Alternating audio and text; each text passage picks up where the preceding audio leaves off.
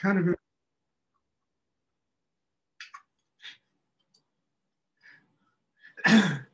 um, I was concerned about where I was going to live.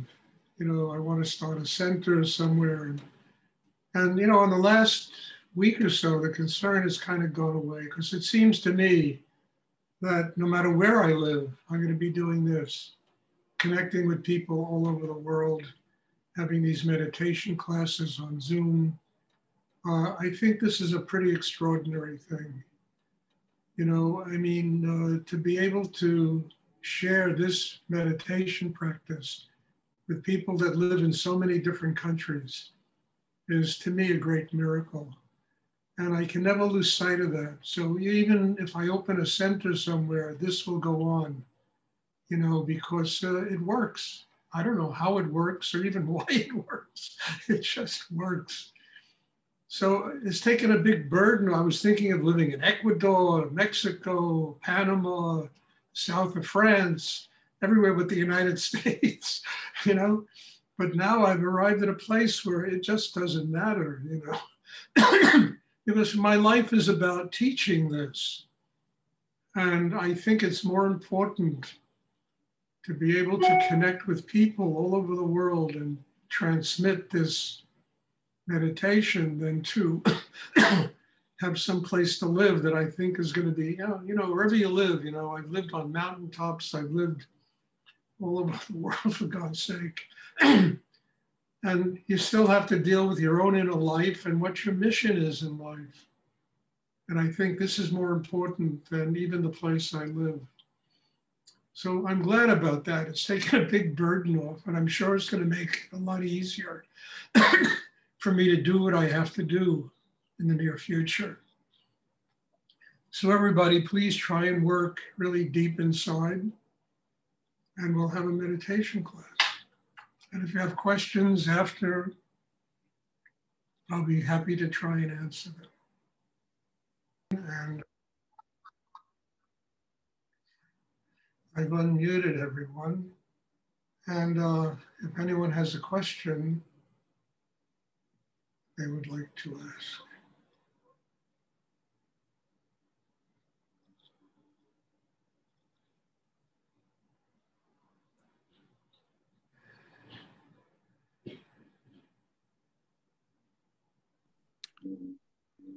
I have a question. Yes. About posture and the hara during the day. Not just the meditation, but like, should I be more aware of my posture when I walk around? Because it feels like it, if I should be connected to my hara, sort of. I can't be like... Zenda, you have to be connected to your hara all the time. And if your posture is no good, it's going to be impossible to do. So one has to, and also just for your physical health, if the spine is crooked, if it's going in 15 different directions, if there are all these subluxations, it's not good for your health. So, it's really important to have a straight spine, whether you're in meditation class or you're sitting and eating or riding in a car, or one has to pay attention to that because, if the spine is the only area in a human being where energy rises, and that's the Kundalini energy. And if the spine is really not in good shape, it's going to be difficult to do a deep form of meditation. It's possible. I mean, I had a student once who I'll never forget. She was literally quadriplegic. She had no movement in her body from the neck down. And yet she had amazing classes, and it taught me something because, even her spine began to heal a bit because of the meditation. She started having movement in her fingers, her hands. This is a really long time ago. So yes, be conscious of your spine. Don't walk around, bent over and Try to keep your spine straight.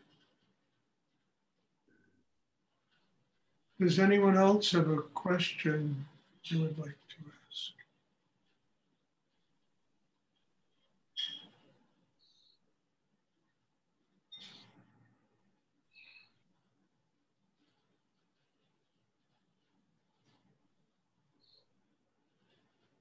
Ask questions.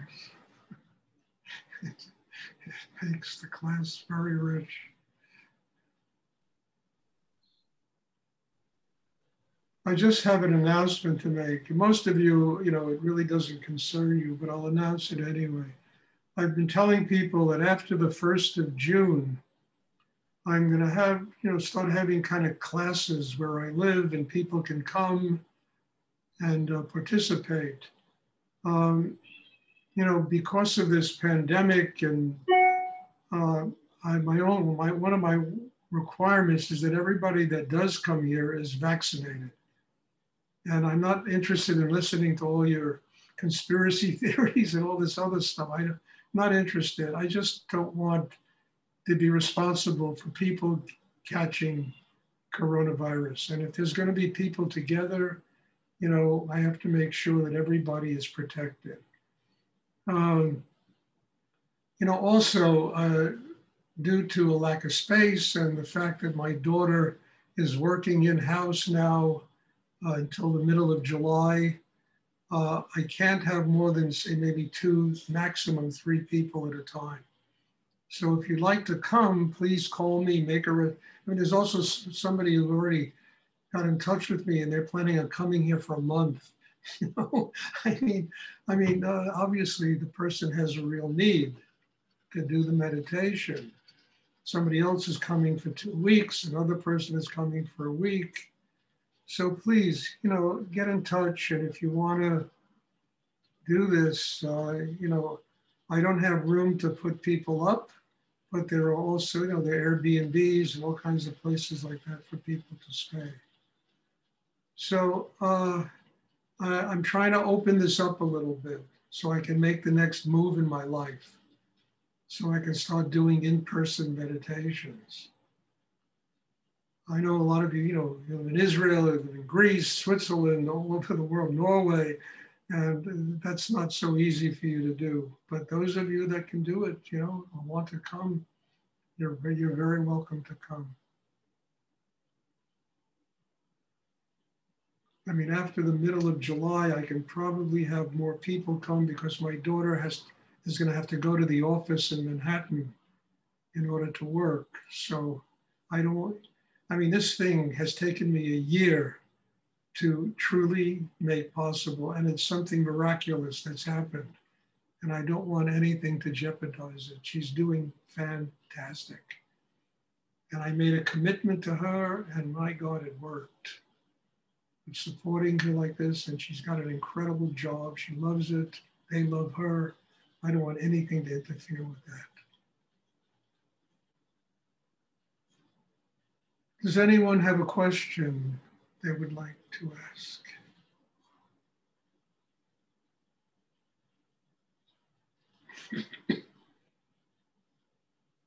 Could you talk about, I feel like there's a sacrifice when it comes to this hara. I have to sacrifice my thoughts, and it's honestly, it's not easy, sort of. Sometimes I know it sounds maybe silly, but it's like, look, most of your thinking creates a lot of tension. It drains your energy. It eats you up alive. You could spend a whole day thinking. You'll get more tired than if you spend a whole day digging ditches. It eats you alive. So you're not sacrificing, you are sacrificing your thoughts. But in sacrificing your thoughts, you're sacrificing your ego, your opinion about the way you think life is supposed to work. You're sacrificing everything that keeps you from having a spiritual life. In order to build an image of yourself in the world, which is probably not terribly real. So you're letting go of all these things. And what you're receiving instead is a connection with God, wisdom. knowledge that's infinite in the universe. All of creativity manifests from that infinite energy. That's what's coming into you because you're no longer blocking it with your mind. It's not going to keep you from, if you have a job where you have to do rational thinking, it's not going to keep you from doing that. You understand? It's not going to keep you from using your mind. But when you sit and do your inner work and you get centered in the hara, suddenly you're connected to everything that's ever been created in the universe. All of knowledge, all of wisdom, all of, spirit. I mean, it's infinite. And that's what comes into you, and it provides you with the capacity to see the world that the human mind can't provide you with that capacity. Look, to grow spiritually, you got to sacrifice something. So you might as well sacrifice the tension in your head in order to grow spiritually, I mean, that's basically all it is. There's a lot of tension in the brain, that eats us alive. It chews us up. People get old and shriveled up because of that tension that exists in the mind. When you're being nurtured by spirit, I mean, it's a whole different way of approaching the world. And it gives you the capacity to see what's real, what's not real, how to make real choices. You're not getting eaten up by all that tension because you have learned how to transform that tension into a spiritual life. It's a whole different way of functioning. And I think it's a wonderful way to function. And it certainly takes nothing away from, from the capacity to use your mind. In fact, you can use your mind in such a deeper way and more profound way that when you start doing it, it will shock you at the kind of returns it brings in life. So yes, you got to sacrifice what's killing you in order to get your life. Sacrifice tension. A lot of tension in the human mind. A lot of tension in the emotions. And also we have to sacrifice, transform all that tension. So what do we want? Well, we want to love. We want to live with open hearts. And if we're buried in emotional tension, it's almost impossible to open your heart. So all of this is about transformation, change.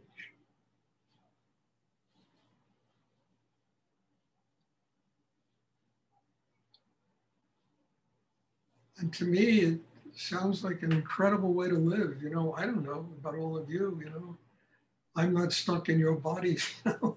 To me, it's unbelievable to have knowledge coming into me that is infinite. Every great book, the Bible, the Bhagavad Gita, the Vedas, Quran, they've all been written because the writer was connected to that infinite energy. That's where all that wisdom came from. Nobody in their mind has wisdom like that. Even Einstein just shrugged his shoulders and said, it's got to be God. God is far, it has to be, that's what he said, it's got to be God, Who can understand all of this? With a mind like that, probably at a 500 IQ, who can understand all of this? It has to be God.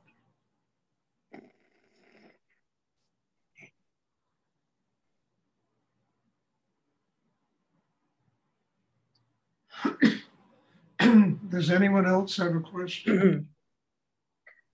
Stuart? Yes. Listening. Why is that when I have meeting with my colleagues in Zoom, for example, somebody has like energy that I be sick of that. I get migraine, not once, many times. And when we are together, I feel something, it's difficult for me, and it's easier in Zoom because I can breathe and go away a bit. But it's so difficult for me to be with all of them because I can feel their energy. But somebody has very strong and not good energy for me. Why is that? It's different from people to people. People have all kinds of energy. Mm. Some of it you can relate to, some of it you can't relate to. People, even on Zoom, I mean, look, I don't do a lot of Zoom. I went to some birthday parties, and then I do this, you know, and even in those birthday parties, everybody talking, there was so much tension coming across that you want to go, okay, it's enough already. I had 10 minutes of this. I don't have to continue doing this for an hour or 2 hours and listening to people's stuff. You know, and if you try to take in somebody's tension, usually it'll create headaches. It'll create problems for you. Mm. You have to know. I mean, I used to go to parties with my spiritual teacher, Rudy, and we never went to a party for more than 20 minutes. And I said to him, I said to him, Rudy, what? Why? He said, Stuart, after 20, I mean, oh, it's the hello and everybody's hugging you and it's fun. And after 20 minutes, it becomes just people just talking, you know, and it gets boring. He said, why do I have to stay there more than 20 minutes and listen to you? And it's the same way on Zoom, unless somebody has something extraordinary to give. Oh, okay. I mean, you're dealing with people's tension, their egos, their minds, and it can really get congesting.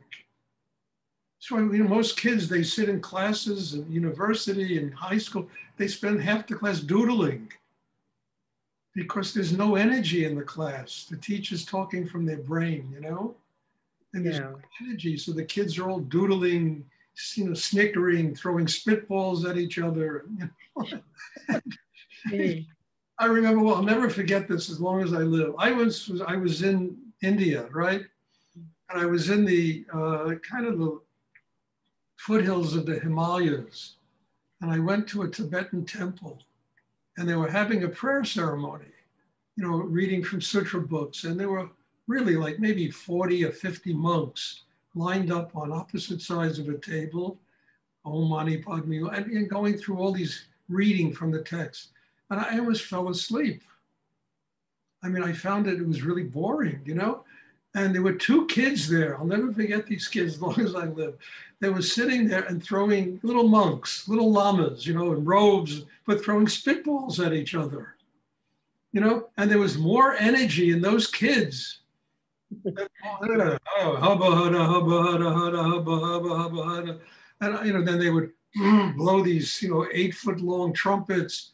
And you know, and these kids were giggling and laughing and throwing spitballs at each other, you know, and then one of the lamas comes up with a stick and whacks them both across the head.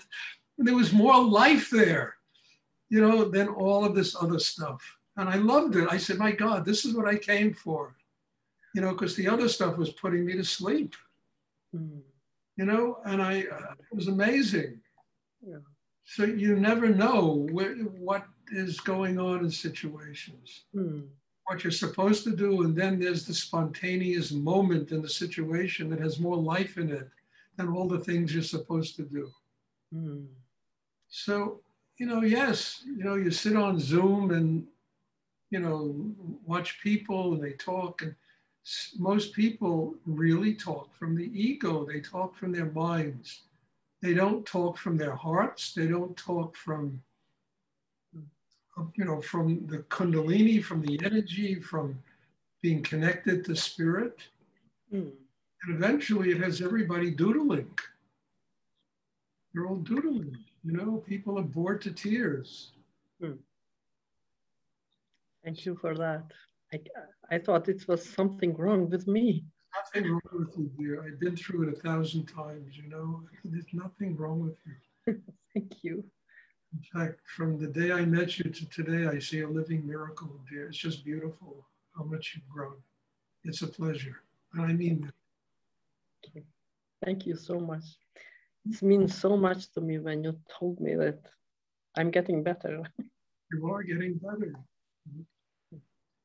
Does anyone else have a question they would like to ask?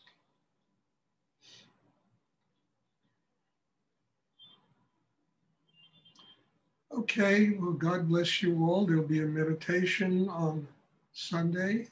I hope to see everybody. if you know people that want to attend and do this, they're welcome. But I can tell you, you know, like people, Ellie gives them the exercise, Kenda gives them the, and then I never see them. So I just take their names off the list. There has to be that need in somebody that says, I want to learn what's there. You know, they have to come. So, you know, if you tell people, hopefully they really want a spiritual life. They want to learn something here. And then they're really, really welcome because I'm looking for students like that. So bless you all. Thank you. And we'll have meditation on Sunday. And you all have a wonderful weekend. And God bless. Thank you. God bless you too. Thank you so much.